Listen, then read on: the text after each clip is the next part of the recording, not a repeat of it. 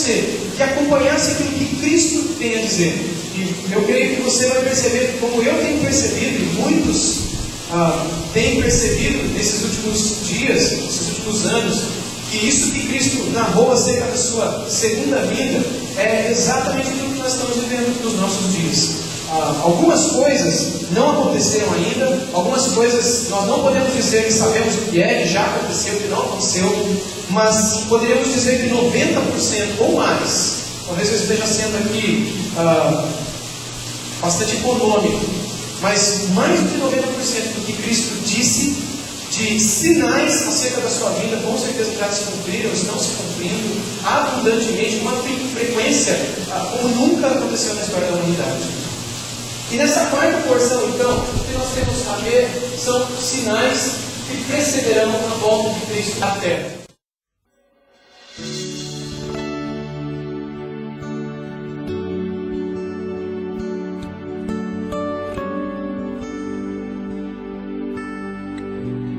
Essa parte aqui do assunto sobre quando é que Cristo vai voltar, é uma parte que diz sobre eventos, sinais muito específicos.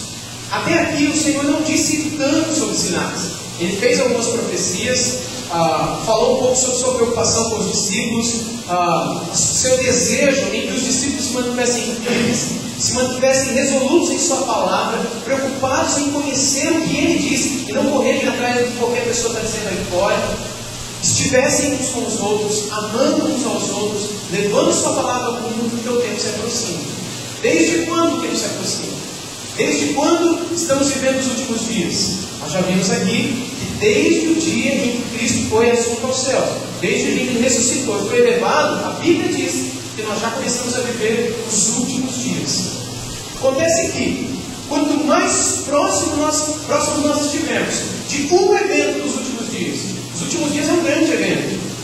Existe o momento final desse evento, o momento final desse tempo, desses últimos tempos, não é? O momento final é quando? Quando o próprio Cristo, à semelhança de quando veio uma primeira vez, virá de novo uma segunda vez, e todo olho o verá.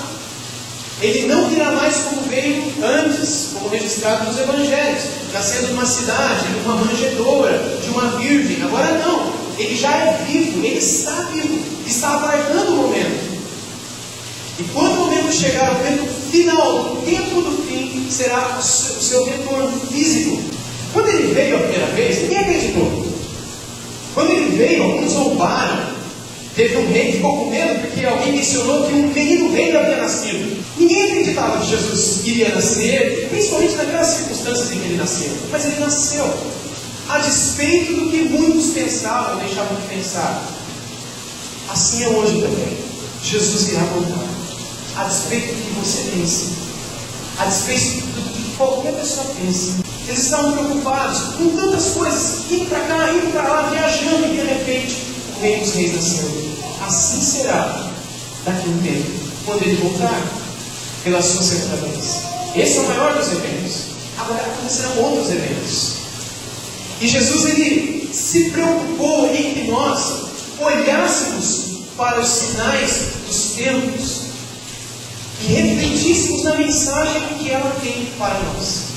Eu creio que a principal mensagem é que nós temos pouco menos de tempo para vivermos mais responsavelmente a vida cristã, a vida familiar, a vida pessoal, nos negócios, na escola, a vida moral. Nós temos pouco tempo, o tempo se aproxima. E o Senhor espera que nós caminhemos como Ele caminhou. Segunda vinda do Senhor, então, e os sinais que a precederão. Jesus, ele diz uma série de expressões fortes nessa passagem aqui, que são inaplicáveis a qualquer momento da história da igreja. A gente já viu, por exemplo, na semana passada, mas agora Jesus, ele trata de eventos que ainda não aconteceram. Isso que ele disse aqui ainda não aconteceu. Há alguns que tentam torcer a palavra e dizer, tudo isso aqui já aconteceu. Mas de fato, meus irmãos, aquilo que está no verso 25, sinais no sol, na lua, nas estrelas, isso, eu digo para vocês, nós ainda não vimos. Nós ainda não vimos. Nós temos um vislumbre do que pode ser isso.